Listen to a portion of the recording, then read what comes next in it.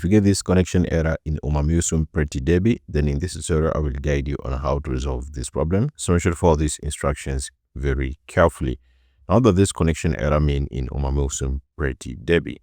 Now, a connection error usually occurs when there is a connection issue on the end due to servers being down or a problem with your internet connection.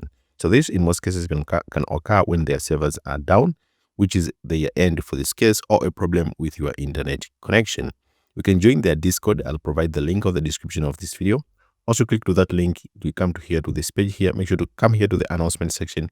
They normally announce if their servers are down or they are up and running. So you can just join their Discord either on your PC or mobile. Select here on the announcement section and check if they announced anything regarding the servers. Also, you can try the following fixes. Some people were able to resolve this connection error. Fully restart the app, close the game completely, and then restart it again. Also, you can try connecting to a different network, such as using your phone hotspot or another Wi-Fi. If you have the DMM version installed and you're trying to install the Steam version, you need to rename your DMM Umamusume folder which is found in C users.